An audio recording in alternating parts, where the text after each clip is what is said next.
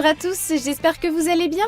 Aujourd'hui on se retrouve pour découvrir la box Aegis Legend 5 de chez Geekvap. Voici la boîte dans laquelle vous la recevrez. À l'intérieur, on y retrouvera la box Aegis Legend 5, un câble USB-C et une notice d'utilisation disponible en français. Sur notre box, nous retrouverons notre Switch, un écran OLED, les touches moins et plus, des LED, un interrupteur de verrouillage, la prise USB-C, la trappe à accu avec son bouton d'ouverture et enfin une connexion 510 classique avec un diamètre de 28 mm. Pour fonctionner, notre modèle aura besoin de deux accus 18650 non fournis. Pour installer les 18650, nous pousserons le bouton sous la box dans le sens de la flèche qui nous ouvrira la trappe, lasserons les accus en faisant correspondre les polarités et refermerons notre trappe. 5 impulsions sur notre Switch nous permettront d'allumer notre box. Nous retrouverons alors diverses informations à l'écran telles que le niveau de charge des accus, le mode utilisé, la puissance en watts, l'état de verrouillage, la puissance de notre résistance en ohms et notre compteur de puff. Notre box possède une plage de puissance allant de 5 à 200 watts. On ajustera la puissance avec les touches plus et moins. Mais le mode Smart par défaut déterminera la puissance idéale ainsi qu'une plage de puissance limitée en fonction de la résistance installée. 3 impulsions sur notre Switch et nous accéderons au menu. Dans mode, plusieurs options s'offrent à nous. Le mode éco, comme son nom l'indique, sera un mode d'économie d'énergie.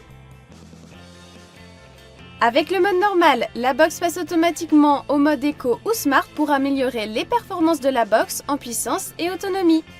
Le mode Custom, quant à lui, vous permet d'ajuster librement la puissance dont vous avez besoin avec les touches plus et moins. Avec le mode TC réservé aux reconstructibles, nous définirons premièrement la puissance en watts à l'aide des touches plus et moins.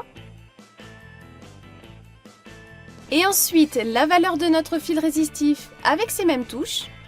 Une fois défini, on appuiera sur OK. Pour finir, nous ajusterons la température avec plus et moins. Et il nous faudra aller au maximum des degrés Fahrenheit pour accéder aux degrés Celsius. De retour dans le menu, nous avons le compteur de puff que nous pourrons réinitialiser avec Reset comme ceci. Dans Light, nous pourrons choisir entre 5 couleurs pour les LED latérales. Dans Screen, il nous sera possible de régler la luminosité de l'écran avec plus et moins. Dans Batterie, nous pourrons choisir de stopper la charge de la batterie à 80%. Enfin, dans About, nous pourrons accéder aux informations de notre box. Et dans Reset, nous pourrons restaurer les paramètres d'usine de la box. Un appui simultané sur plus et moins nous permettra de verrouiller ces deux touches. Il faudra réitérer l'expérience pour déverrouiller les touches. Descendre l'interrupteur sur le côté verrouillera toutes les touches de la box. Il faudra le remonter pour les déverrouiller.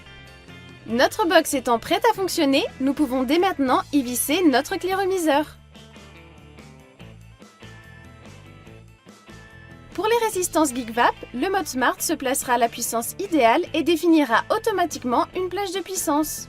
Dans le cas où l'on utilisera une autre résistance et que la plage ne correspondrait pas, il nous suffit de retourner dans le menu pour utiliser le mode Custom.